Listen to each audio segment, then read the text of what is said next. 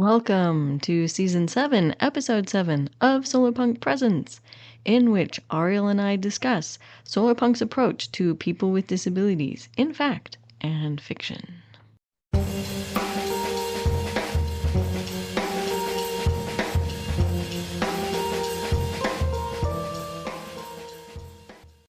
Science fiction has a long history of storytelling, where technology allows disabled people to more fully participate in a society that's not designed to be inclusive of them. Take, for instance, John Varley's 1981 story, Blue Champagne. Because John Varley got to the future long before the rest of us, this story is about a sensuous, adventurous influencer who, paralyzed from the neck down, ends up having to choose between true love and continued access to the exorbitantly expensive and extremely high-tech exoskeleton that allows her to move about the world like an able-bodied person, and about a space station in lunar orbit, because science fiction. Or see many of the stories in Uncanny Magazine's 2018 issue, Disabled People Destroy Science Fiction. But I think Solarpunk stories would flip that script, at least a little bit. I mean, sure, it's great to augment disabled people so they're more like able-bodied people, but why not also use technology to make society more accessible to everyone? That would be a totally Solarpunk thing to do, and it wouldn't require anyone having to have surgery or have weird things embedded into their body. Or, they don't have to have subscriptions to some weird tech overlord or anything like that. Anyways, here is the conversation that Ariel and I had on this kind of general topic. Because, as you're about to find out, Ariel has had a bit of an experience. Let's talk about your car accident. So I think Yay! because I'm really interested in the process of, as you've been healing from it, you've been getting better and better, but you've gone from having a pretty severe disability because of it to having far less of one. So you've gone through this spectrum. Again, I'm really curious to hear your experience of it. And I think you've described the accident, but maybe only for a bonus clip. So I don't know where you want to begin. So tell us what happened on the interstate on that fateful day. I was the passenger in a car. I was on a cross-American road trip with a friend of mine. We ended up actually hitting a tire in the middle of the road, which the car in front of us, which was a van, had gone over because it was tall enough. But the rental car that we were in was just a sedan. It hit it straight on. The van in front of us actually pulled over because they had noticed that they had gone over something on the road, and they were like, that's not normal. However, you're not supposed to pull over on the side of in that stretch of road kind of thing. Like that's not because my friend was like, okay, I can't see it because when we had hit the tire, then the airbags deployed, which did nothing for us because we were strapped in with seatbelts. In fact, the seatbelt was did so well that it broke my collarbone, but I would rather have a broken collarbone than flying through the windshield. But we couldn't see anything due to the airbags, and so my friend just had to sort of like steered us towards the side of the road. It was like at least we won't be in traffic, you know. So what happened is that we slammed into the back of that van. And that's what gave me what they call a burst fracture. You hit the tire and the airbags deploy. Yes. And you haven't stopped, so you're still rolling. No. What we did was we hit the tire and sort of bounced off of it. Oh, at 90 Yeah. miles an hour? Ay, ay, ay, ay, ay. Yeah. Yeah, it was not great. I can't tell you really exactly what happened because I was very preoccupied at the Okay, so time. all right, so right off the bat, you've got a concussion.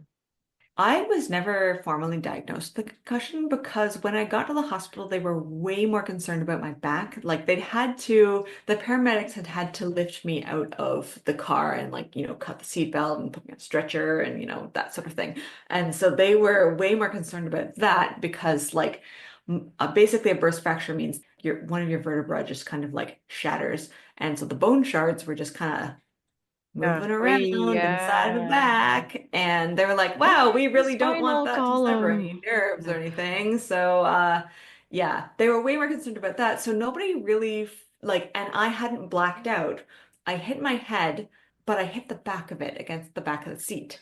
However, when you hit the back of your head against the backs of a car seat and you're, because you are going, 90 miles an hour, that's quite a bit of force. Your brain kind of, like rocks around and hits off of your skull quite a So did bit. you feel the wave? Did you I feel did not. the oh, okay, because one time I did a somersault in my backyard in, Uh-huh. middle age. Or maybe I was doing a handstand and then I lost my balance and went over, and I hit my head on the ground hard enough that I felt the shockwave go through my brain. It was a really strange experience. Oh, That's the sort of thing that's not really good for your brain. And yeah, that's, no, yeah, yeah, well, wouldn't okay, but think that's so. But nothing yeah, no, I was compared busy to, feeling my broken collarbone at that okay. point. I don't think I felt anything to do, anything like more subtle than that. I was airlifted to the University of Utah Hospital and where they fixed my back. They actually have a really crack team of back surgeons there because so many people get into Ski accidents slopes. when they're skiing. Yeah, Yeah. exactly. Yeah, they did a really great job fixing up my back, which was great. But I had to learn how to walk again. I had to learn, like, they had a physiotherapist in the hospital, which was really nice. They brought out like some fake wooden stairs, and like the physiotherapist had me walk up the stairs, and we would Sorry, how spend long did you have to stay in the hospital? a week. Wow, that's short. Yeah. They kicked me out after that, Well, which and then was how do you probably a get good home thing. with this massive back injury? Because you've had major, major, Um, major surgery here on your back. Yeah, so the Canadian government has, or maybe just my health insurance at the time through the University of Alberta had like a thing where if you're injured in a foreign country, they will send a flight for free to just like come and get you Wow. Okay. back. Oh, like they Um, they send the Mounties along with it no, it was just to uh, repatriate their injured it's they ears. don't send an actual like a special plane or whatever. They just get you plane tickets or whatever. So, You're destroying my image here. yeah, no, sorry, that it didn't happen like that. No, it was a good thing I only spent a week in there because once I got the bill, I was like, wow, I'm really glad I didn't stay for longer. For about a couple of months, I could not leave my apartment without supervision because there was a chance that I would just fall over and not be able to get back up again. I could not bend down to pick stuff up off the ground because they had put a whole bunch of different steel rods in my back and sort of fused my spine, right? My muscles were still getting used to that. I couldn't even lean over far enough to like spit into the sink when I was brushing my teeth. I basically did the progressive sort of like I walked around my building and then I walked around my block and then I would go for like little like longer walks and stuff like that and like with my partner, and that was, and for the longest time, like I had a cane, and so it wasn't an invisible disability. People would see my cane and be like, "Oh, okay, so there's something going on there." But then when I didn't need the cane anymore, like my back still hurt quite a bit, and I did not have very much strength, but I looked completely fine. So, Nobody's offering you seats on the bus or anything like that. nope, nope, Yeah. nope. And And I would feel I if would you're sitting feel in the bad. seat and the pregnant lady's looking at you like, "Hey, jerk, get out of the seat," huh? Yeah, yeah. Or like I would take like one of the like reserved seats and like the elderly gentleman would get on the bus and I'd be like, I'm that person. And I mean at this point in my life I was like 33, Well, 34. you still don't look old enough to need one of the Yeah. handicap seats or elderly seats No, on the no, bus. that's what I meant is that I looked quite young. And so like it was sort of like, what are you doing here? And then, I mean, like I got into Solarpunk, and like Solarpunk's all about like gardening and like, like being kind to the earth, and like easy Solarpunk stuff to do is like picking up litter or stuff Uh, like that, like stuff that I could not do. And stuff where I was like even the most basic little thing that to be environmentally friendly, I can't, like I cannot see myself doing this. And there was a lot of talk back then, like this was in 2019, like a lot of the solar punk that was sort of online that I was engaging in was like dreaming about sustainable garden cities and like what solar punk society would be like. And there was a lot of emphasis on gardening. And I was like, yeah, I can't dig. I can't do the bending motion and I can't lift heavy things. And basically, I am not self-sufficient enough to like do the whole homesteading gardener sort of thing. I need to be within a collective community, which is, I mean, like people talk about like how community is so nice. People don't talk about the fact that like there are people who actually do need community to help them get through their everyday life. I am no longer at that point, but back then I was. You've been doing some community gardening, and I don't know if you did community gardening back then, but No, did I you do didn't. community? Oh, okay. So Yeah, yeah. no. The community garden near me in Edmonton actually had like years long waiting lists. So I wasn't going to be community gardening anytime soon. It But did, it is. however, get me thinking about like disability and Solarpunk a lot, which I had already been thinking about, but from like a very academic disability studies sort of lens. And this was more of a sort of like lived reality. And I was like, my building was built in like the 60s or whatever, did not have power doors. That was a problem. There was a time where I was not physically capable of opening the doors by myself. Well, And I mean, like, but that's already pretty advanced. Like living here in Europe, I'm like, oh my God, do you people not know about ramps and elevators? Hello? It's like the 2020s. And yeah, I mean, these well, buildings also, most of them were the ones that weren't built before the war were built very rapidly after the war. And so before they realized that people, old people and mhm, people in wheelchairs, et cetera, and so forth, need access to buildings. yeah. Or I used to work one place that was built in the 80s. This was in Germany. And it had a wheelchair ramp, and we actually had a guy who sat in a wheelchair and worked. Everybody knew him, but that did not stop everyone from locking their bikes on the handlebars of the wheelchair ramp. I just thought, are you all stupid or just heartless? Mostly, I think they were just stupid.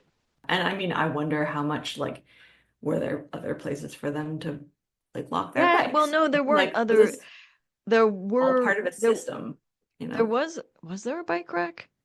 Every time I parked my bike, um, I just parked it and locked it. I didn't ever lock it to something because I don't really, if there was a bike rack, it was inadequate.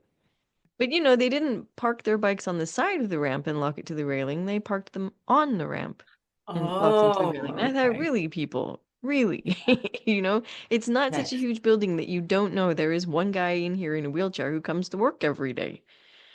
Yeah, I found myself paying more attention to like the older people, the people in who use power chairs, the people who like use disability aids in my own building. And I was like, how have they lived here for so long without there being power doors here? How has nobody from the building company thought to accommodate people? Anyway, So is that the whatever. law?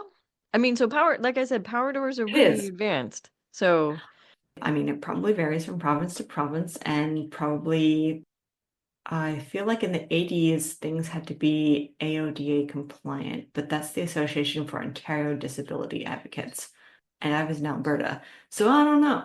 I didn't really look into it because at that point, I was still just kind of realizing that this might have been an issue. But like, I couldn't lift my feet high enough to like get over large lintels if the doorway was a little bit raised or something like that. I had to basically lift my own leg with my own hand no, to we all take this for granted. You've just reminded me. So, my mom got very sick very suddenly last year, and I had to come collect her from the hospital. And these fuckers, they discharged her to me, like within hours of my arriving in Los Angeles by airplane.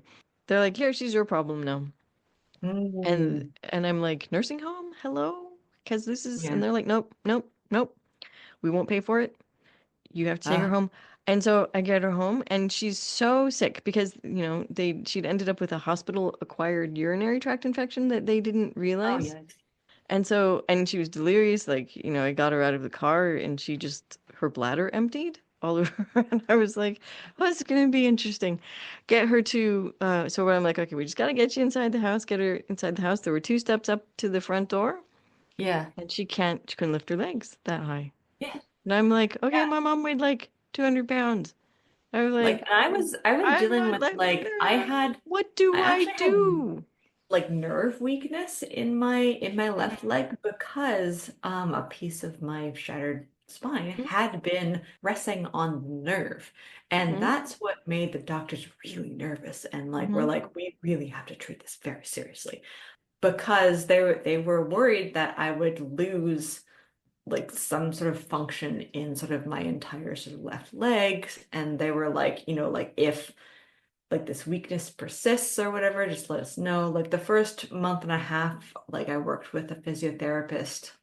My left leg was just so much weaker than my leg. I could tell. It had nothing to do with the muscles. It had to do with the nerves that surrounded and connected with the muscles. There are so many ways for the human body to like not work right. So, And you don't necessarily see it coming, and yeah, even exactly. even 2 steps can be completely impossible. So I could not get my mom in the house. Thank God the neighbor across the street got home from work at 3:30 in the afternoon and Mhm. not at like 5 or 6 or 7. So I was able to go over and be like, "Oh my God, help." I can't get my mom in the house. And Mm. but the two of us together could. I mean, it was just, anyways, I mean, that is a whole other story that we don't need to get into. But I'm just saying, from one day to another, 2 steps can become impossible. And most of us take Yeah. that completely for granted. Yeah, and I mean, like that's why I'm such a big proponent of like whenever people imagine the Solarpunk city, I'm like, how is it, how do you imagine that people are going to get around if they are older or have children or they use a mobility aid or they have a certain, like weakness, like that they just do not conform to the same body type that you think of as a completely able-bodied person, like what sort of allowances are there? And if there aren't any, why not? That doesn't seem very solar punk to me Right. So at if all. you're living in an era of abundance, I Yeah. mean, and certainly right now there's plenty of money to be had, Mhm. then you build these things into buildings. But, and then I guess this is also why it's good that we have laws. But those laws, right, they date to what, the 1980s or so?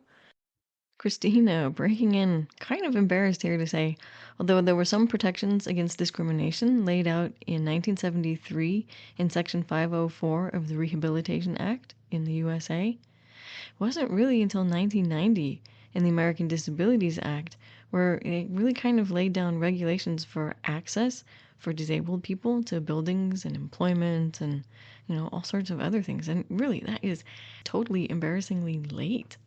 I mean, Yeah, yeah. And it was, and I mean, so, it and that became must have been a very, hard fought battle. and I mean, I think it's still a hard fought battle for a lot of people.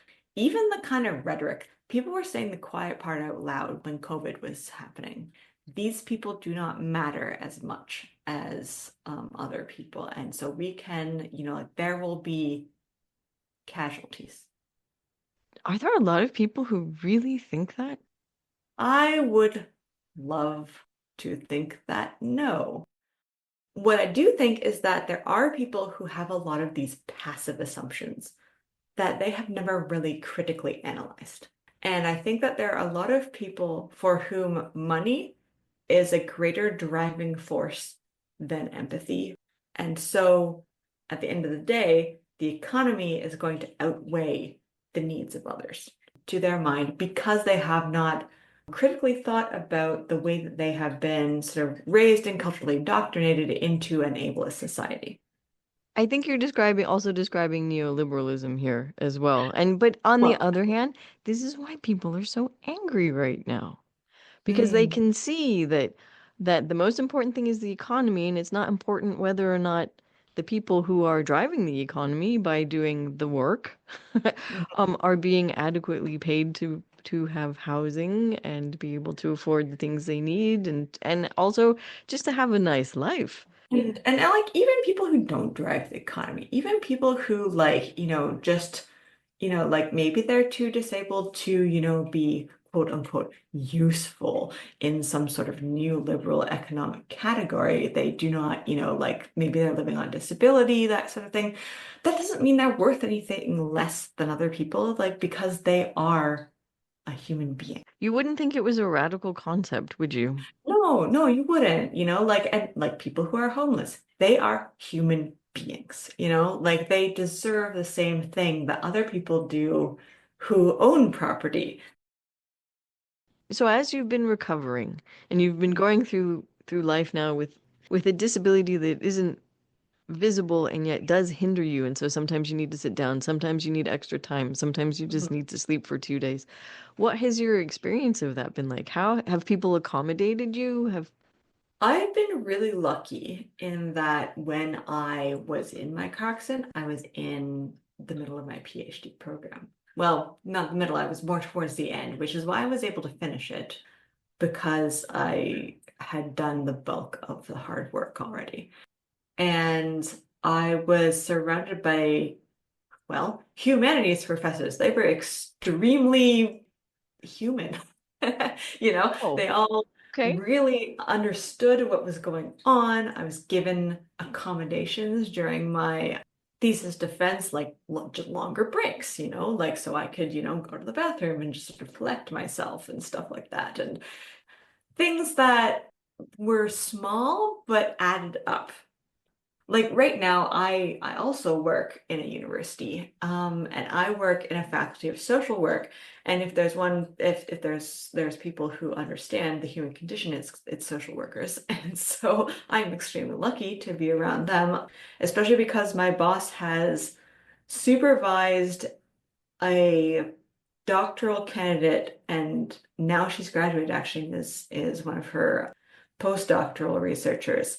And she has a brain injury and is researching brain injuries. She has intimate knowledge of what it's like to work with people who have brain injuries, which I have come to conclude is actually the thing that is most lasting. It is not like my physical limitations have mostly healed by this point.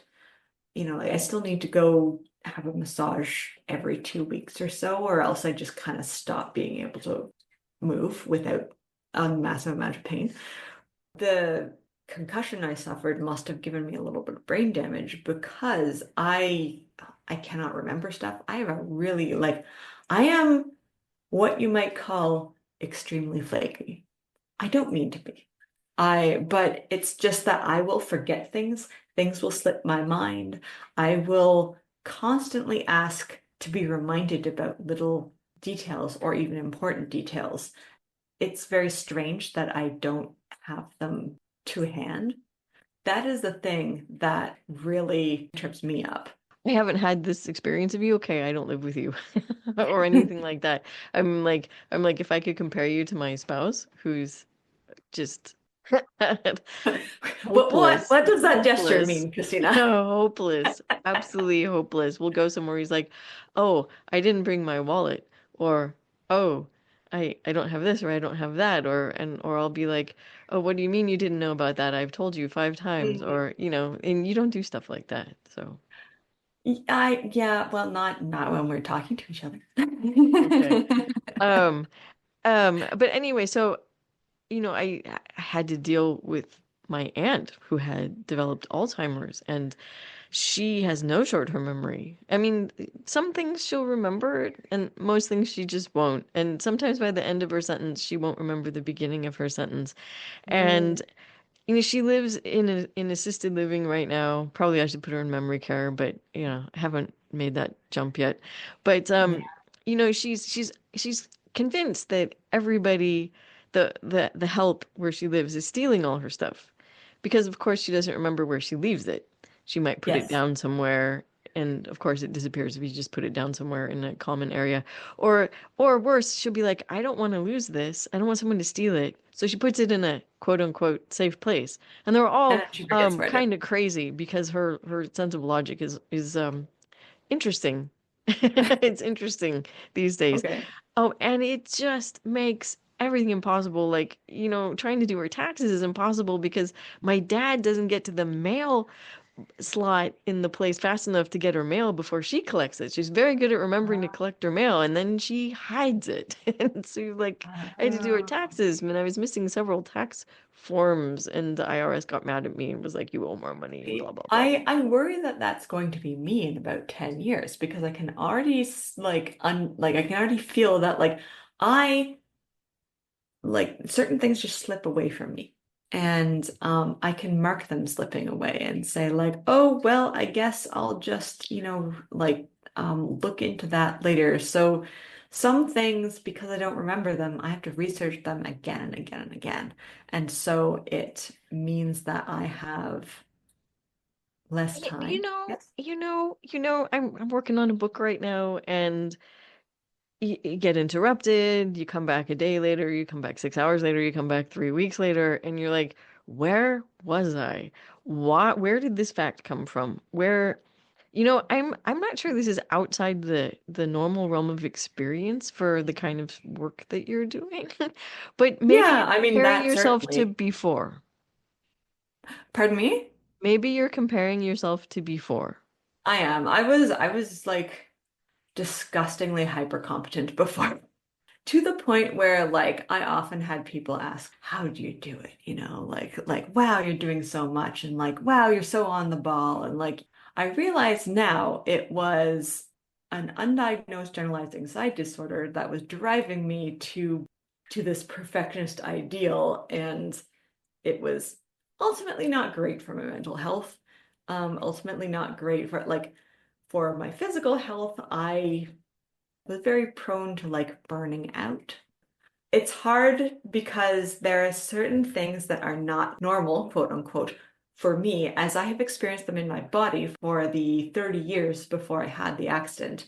And now there are things where I'm just like, okay, I now have to relearn how to live in this body. I have to adjust this new brain, and I have to be okay with this new way of being in the world that is very different from the way that I grew used to it over, 3 decades. Earlier, when I was doing a lot of the physical recovery, it was learning how to manage my energy because I just don't have that much energy anymore.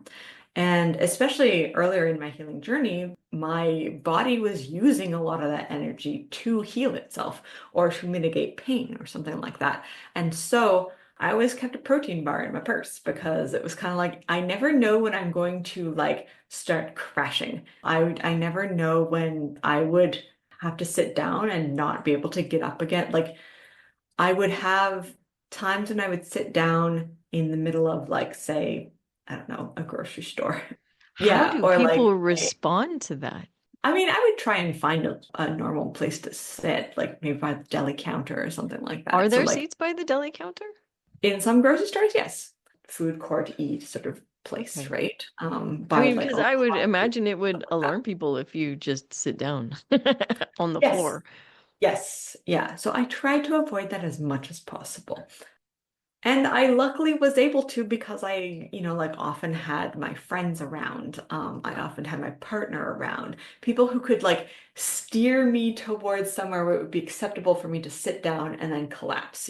I would get funny stares because I would be that person who was just face down on the table, just kind of like with my head in my arms, like for about 20 minutes. And they'd be like, is she okay? I don't know. But I didn't pass out in the middle of the aisle. And then you go to the checkout and nobody's making room for you because you don't look No, like you need to get out of there and sit down and relax. no, no. I just had to sort of hold on, I guess. Like sometimes I would be sitting at like wherever the seat was that I found and be like, how am I going to get out of here and get Mm, home? Like I hmm don't think I have enough energy. hmm And what saved my life that first summer was that Edmonton was piloting a scooter program. You know those scooters that they have, like the bird scooters or lime scooters, or those scooters that hmm people like can pay for and then just discard anywhere sort of thing. hmm Yeah, those are great because like I would suddenly run out of energy and then just be like, I can just hop on a scooter and get home. I realized that a lot of people found them extremely annoying. They're in the way, they're whatever, but for me, they were just a godsend because I was capable of like they extended Your how much I was range, able to yeah. do. Like I Yeah. could get to the places that I needed to get to. It was amazing. So it was they were for me a mobility device, honestly. I wish that my insurance would have been able to cover it, I guess. That would have been awesome. If I was like an older person, like I'm sure that when I get to be 80 or even, in my 70s, I will not have enough stamina or energy as I do now. And so again, those scooters might come in really handy. I'd like to keep walking as long as I can, but I want to acknowledge that, like, I might just need to use a scooter sometimes. The thing about, like I still have energy issues and it seems to be more of something to do with my brain, honestly. Like I'll get like neural fatigue by like reading a lot of like, theory or doing a lot of writing like academic papers Well, and I all mean, that. so like I said, none of this sounds terribly out of the ordinary, but maybe again, you're comparing yourself to before, or maybe what you're experiencing is more severe than what the rest of us experience. I think it's more severe. I don't think I can get it across very well. Like I need about 9.5 hours of sleep every night. And I will Oh my usually God, get how to, how are sorry to interrupt, but how are you surviving this time of I'm year? This I is don't so know. hard if you need sleep this time of year. I'm like my ass is dragging today because for some I needed to cuff a pair of pants before the weekend, and so yesterday I had to finish the first leg, and so I was up until midnight sewing because I don't do that kind of thing on the sewing machine because sewing machines scare me and pant cuffs sewing machine isn't gonna happen. Yeah. And then, 5:30, the goddamn birds cheap tweet, tweet, tweet, tweet, tweet, tweet. So I'm like, oh, 5.5 hours of sleep. And I thinking, Yeah. why am I so tired? I'm like, because it's spring, and spring as you're heading towards the solstice is Mhm. murder if you live at high-ish latitudes. Yeah, and I mean, 6 out of 7 days, I have to collapse on the couch or in a chair around 4 o'clock, and just have sort of a nap until about 5 or 6. So I don't like, I have to plan my days around that. I just have to be okay with not doing as much. Well, so you said before that you were this total perfectionist on top of everything, getting lots and lots and lots and lots of stuff done, dotting all the I's, Mhm. crossing all the T's. So I'm assuming that you didn't have much grace for yourself back in the old days. No, I did not. I And had so, zero grace. If I talked to other people the way that I talked to myself, I would not have had any friends. And my family would have barely tolerated me. well, but you probably Um, don't even think about other people the same way as you no, would have I thought don't. about yourself, I right? don't.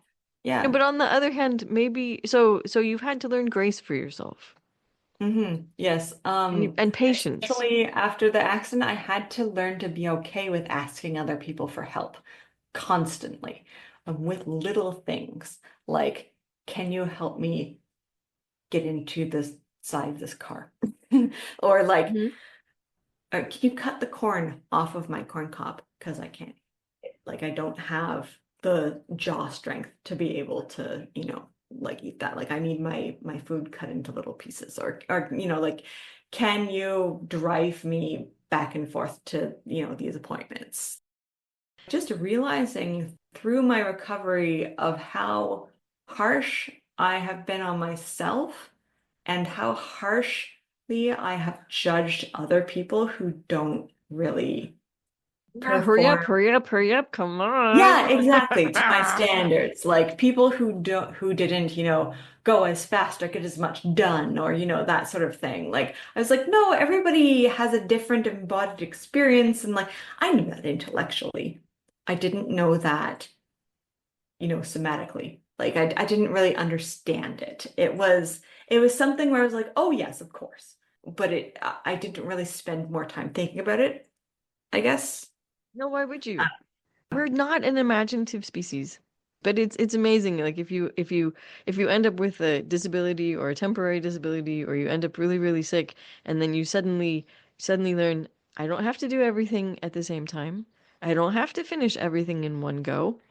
I don't have to Hmm. stay up till midnight or two or whatever to finish something. I can take a couple of days. The world does not fall apart. Yeah. It's all right. It's really all right. Yeah. And at some point, you realize you can also extend this grace to other people. When you can't just push through these limitations because you just end up getting sicker. Then suddenly you learn to give yourself the time and space to do things. And then you also learn that it's all right. You can work that way. You can do one thing at a time. You can Yeah. take And what several days I to finish something. It still gets done. what I find I really struggle with is knowing that I have certain limits and being able to call myself to a halt before I reach the end of that limit. So, for example, if I am in an all-day meeting, or like someone saying, like we have to have a meeting, like in the morning, and then there has to be this meeting in the afternoon as well.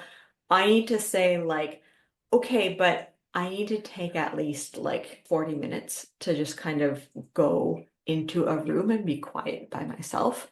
Otherwise, I will be, like I will be able to do this meeting, but then I will be destroyed for the next 2 or 3 days, because I will not be able to, like, I just won't have the energy or the mental energy to really do more than sort of like little tiny tasks like loading the dishwasher or petting my cat, that kind of thing. Yeah.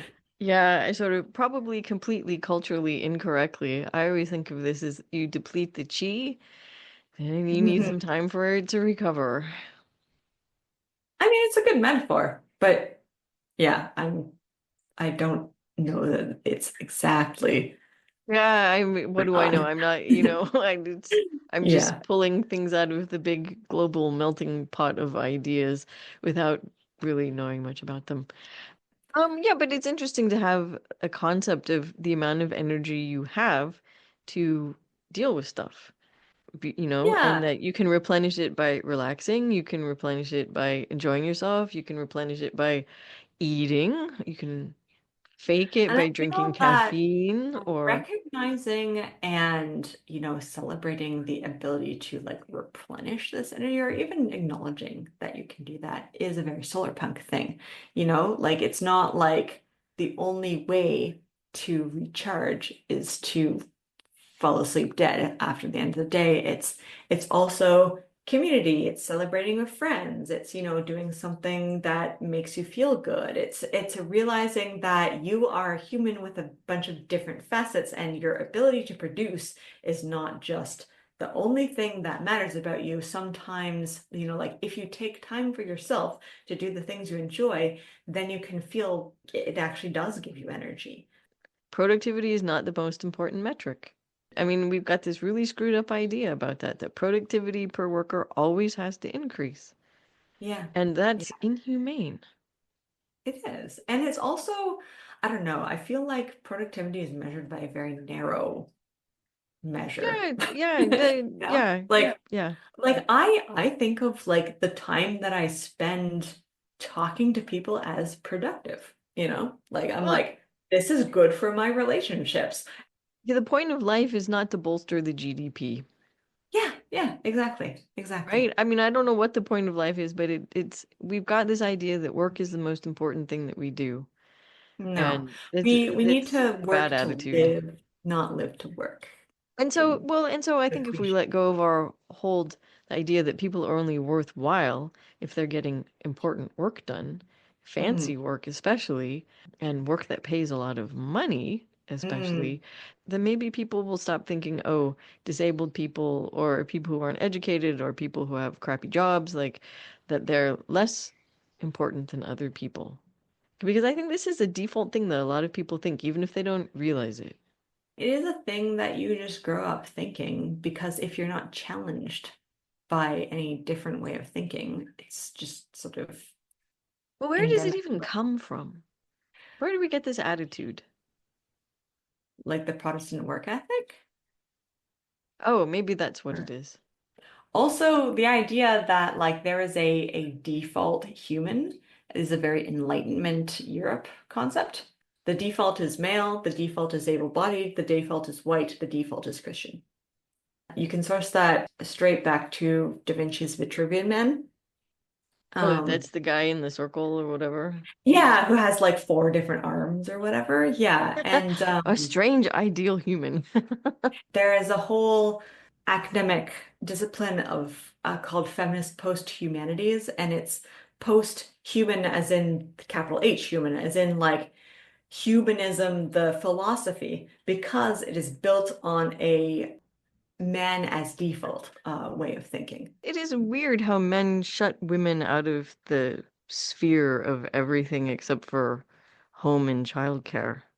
So my spouse, I have complained about this, I'm sure, a million times. He watches really horrible, typical mainstream Hollywood blockbuster movies. And also they get shown a lot on German TV. And German TV's like the normal TV's 9 times out of 10, 9 days, okay, like 6 days out of 7 is just garbage on. Mm. And so you end up watching these stupid movies. And you're like, how there are so many movies that have no women in them. Or maybe like a token one will pop her head up for 20 seconds at some point. And then you just think if women made movies that did not have any men in them, there would be this outrageous outcry. Yeah, And yeah. but at I the same mean, time, I'm like, as a woman, this just pisses me off that men are completely happy to imagine a world in which women don't exist. well, and it goes back to theories of, I guess, humanity, like way back when, I mean, we're talking like Greek philosopher times. Was it Aristotle or Socrates who was talking about how women are just deformed versions of men? That would be Aristotle. Yeah, the Greeks, weren't they great? Oh Yeah, well. yeah. So they're deformed versions of men and they don't have souls. Which is something that Um, got adopted into Christianity through philosophy. And so the idea that women don't have as much sort of spiritual mien as men do, right? Like that's why women in certain traditions can't, hold offices in the church, and why women in certain traditions, like cannot be considered to be as ever as spiritual as men, right? So it's based on this sort of like older philosophy. And anyways, it was Eve who ate the apple and brought in original sin. So all women suck, anyways, right? it's just Which bonkers. sounds They absolutely hate us so ridiculous when much. you put it like Why that. do they hate us so much? Power, I guess. The men who did not have power did not want to, like run roughshod over other people, were not making these gross assumptions. It just became endemic to the culture, and so it became endemic to the way that we're gendered and raised as certain genders. It just blows my mind. Anyways, fun times.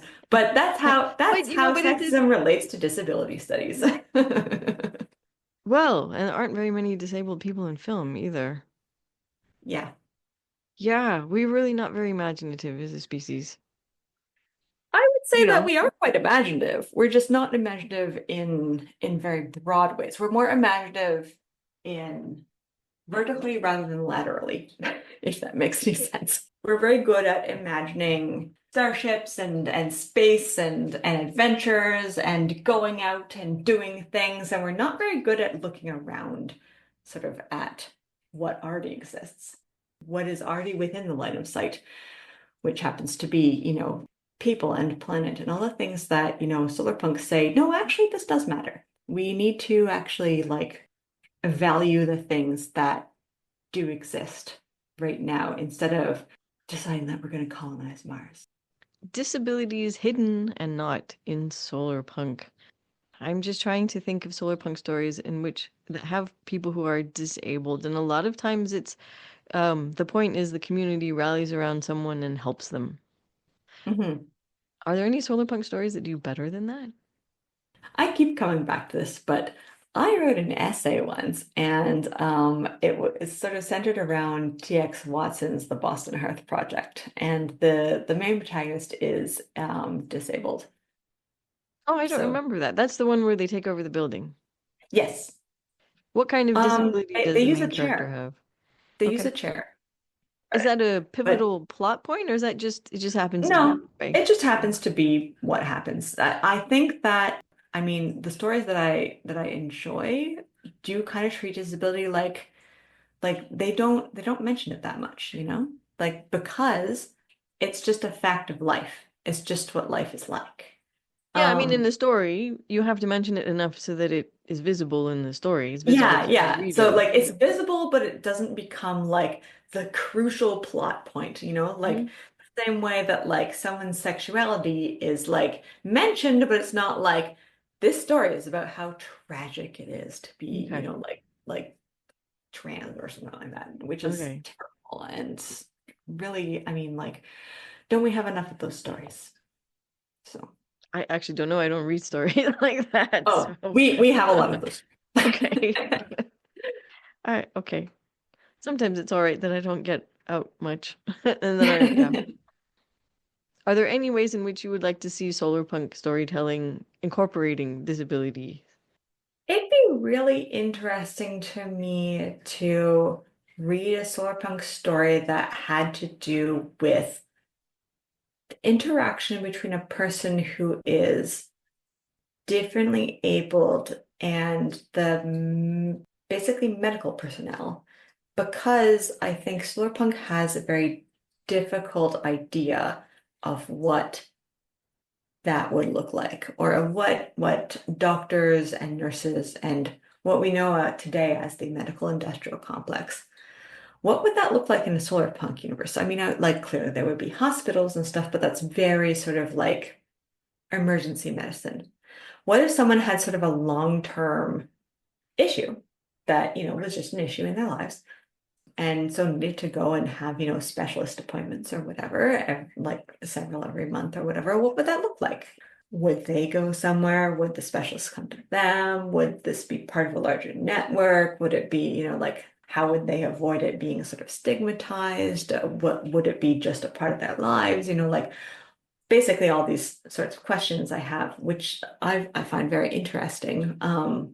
Just because the way we do that sort of thing now, like kidney dialysis, or like if you're diabetic, or like if you have one of these ongoing health concerns that cause you to be A, disabled, and B, to have just a different quality of life, what's that look like in the solar punk future? So this just sort of falls into how would the solarpunk world accommodate people better than the world all sorts of people, all of us, Yeah, well, because I better than mean, the world we're living in now. What would a yeah, solarpunk world do better and how? I mean, speaking as someone who goes to a lot of appointments and has gone to a lot of medical appointments in the last couple of years, we can do the like medical appointments so much better than we're doing them right now. Like, there's gotta be a better way Well, for and all this stuff. doctors are But also so overworked. They are yeah, basically they end up being basically clueless about what's going on with someone because they can't spend enough time with yeah, them and they don't sit exactly. and think about the symptoms and stuff like that. Yeah, And or they they or they make run off of terrible assumptions. mistakes. Yeah, they Like, run on horrible assumptions. yeah, Absolutely horrible. Doctors are the worst. I can't really fault them because they spend so much time, they're so overworked.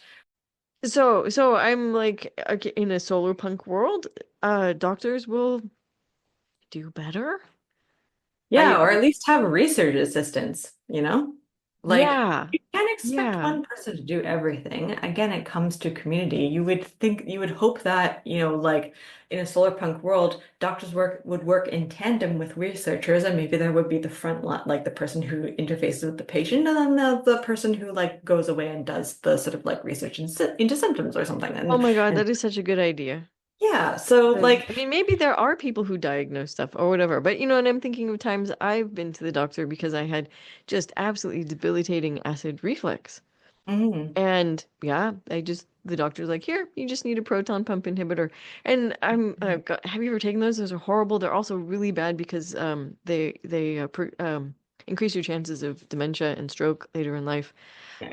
I took it for like 2 days. It was great. It solved my acid reflux. But then I realized, oh, actually, the reason I have acid reflux is because I just can't eat wheat anymore.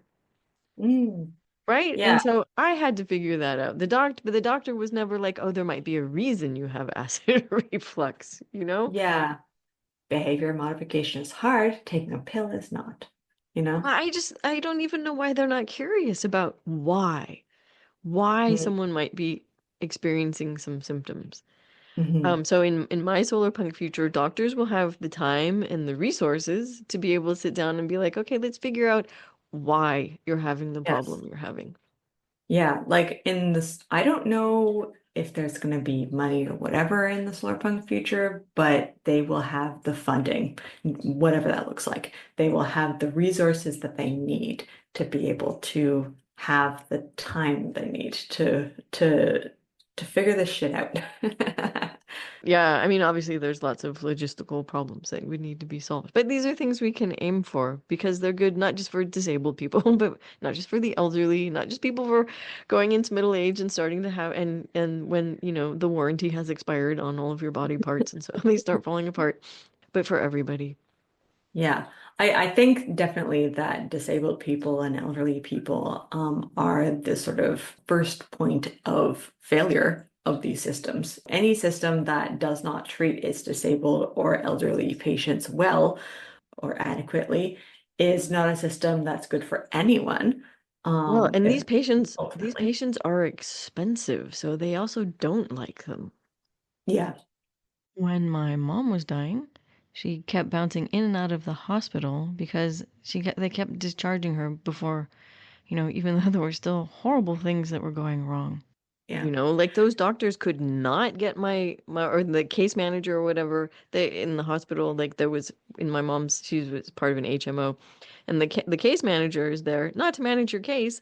The case manager is there to figure out the earliest possible second they can kick you out of the hospital, yep. It's and kind of with like, often lethal consequences. yeah. That is not how things should work. No, definitely not. Care should be actual care and not just like lip service to it. So, lots Yeah. of problems that Solarpunk has, well, that Solarpunk could figure out how to solve, or at least come up with some ideas for how we solve them, because the money Yeah. issue is a pretty major one. This is all Yeah. very resource and labor intensive.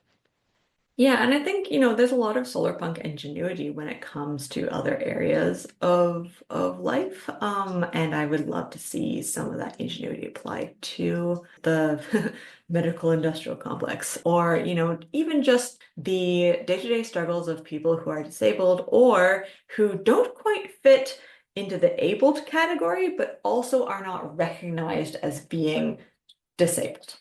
Which is almost all of us at some point in our lives. So, as always, I think compassion is one of the things Solarpunk should help bring back to society, even though this is Yeah, like, compassion and critical thinking. oh yeah, I mean, and okay, not critical thinking, but compassion and love are like the foundation of almost all major religions, and yet we're so bad at them. I don't know why Solarpunk should do better than the major religions at helping us actually behave with compassion and love towards other people and the planet, etc., and so forth. But Yeah. here's to hoping. Here's to You hoping. know, there's a line in the New Testament that I think of, and I forget, I think it's Jesus who says it about you be gentle as doves, but wise as serpents. And being wise as serpents, I think, is not something that you want someone to be without being as gentle as a dove. And being as gentle as a dove is kind of useless if you're not as wise as a serpent. I've seen so many snakes flattened on roads. I'm not sure serpents are actually that wise. Oh, it's a metaphor, Christina. It's a metaphor. Sorry. Culturally, serpents are thought of as being cunning. So Yeah, okay. This anyway. has been a very interesting talk. I've learned a few things. I've got to complain about my health issues, so I'm going ever forward in my progress towards being an old lady. So it will come for you. It'll come Yes. for you. Yeah, well, that's the thing. I mean, like, our society's ability to deal with disabled and elderly people, I mean, everybody is going to end up disabled and slash or elderly. Well, unless they I die mean, well, like unless fast they and die younger, prematurely. hopefully everybody will end up. It's either win-win or lose-lose, depending on Yeah. if you're a glass half full, glass half empty kind of person. But I mean, my point is that like, shouldn't people be thinking ahead and being like, ah, yes, I should be, preparing for when that is inevitably going to be me. Oh my God, it's so easy to say that. It's so easy to think that, and so much harder to actually do. Because you think, Yeah. It'll never happen to me." Even when Yeah. you know it'll happen to you, you'll be like, "I'll take care of myself, and I'll lift Well, weights, and I'll never be like it, my parents." And and also come to think of it, I mean, if you've got crippling debt and you're, working three jobs or something like that, it's not like you have time to think about these things, right? It's yeah, like, so this is the other thing. Solar, what are the solar punk solutions to aging, or obviously co-living is an interesting solution to some yeah. of this stuff, right? Because if you need help with some things, you can provide support in other ways, right? So you can still be an important person and also get the support and care and attention that you need. Yep. That's honestly how my garden works, or my community garden. I mean, we all garden collectively. Nobody has their own bed. We all just share each bed, How do and you not run each other through with pitchforks? it's kind of pretty easy. I mean, also it helps that it's a garden, so it's super low stakes. It's not like, like people get super up in arms about things that I've experienced. Maybe that will happen in the Maybe, future. yeah, I don't in the know. community. But I think that most people have the like if you're super passionate about this one thing, then cool, you do that. Like it's in a collective garden, if you're super passionate about something, great, you've got a new responsibility. And you might like that, you might not. But it's the thing is that the garden is big enough for everybody to have their special little niche and they love it.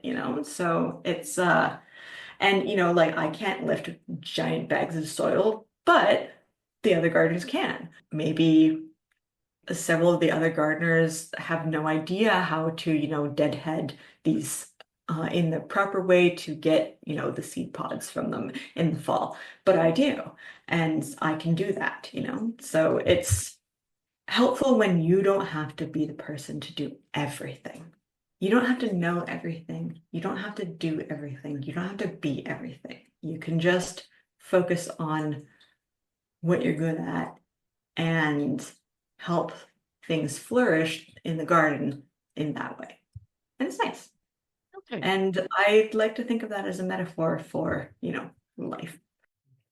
And that's a wrap for this week's episode. I hope you enjoyed it.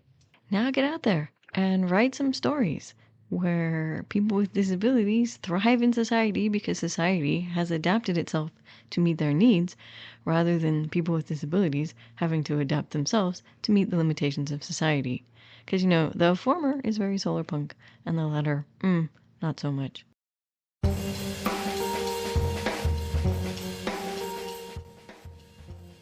Thank you for listening to Solarpunk Presents, a podcast hosted and produced by Ariel Kroon and Christina De La Rocha. The audio for this episode was recorded in part on the traditional territory of the neutral Haudenosaunee and Anishinaabe peoples. And in Germany. The opening and closing music for this podcast is Water Cooler Gang by Monkey Warhol, available for use under the Creative Commons Attribution 4.0 International License. Don't forget to support us on Patreon at patreon.com/solarpunkpresents. Every little bit helps us keep bringing you discussions and interviews. Until the next episode, keep dreaming. And stay solarpunk.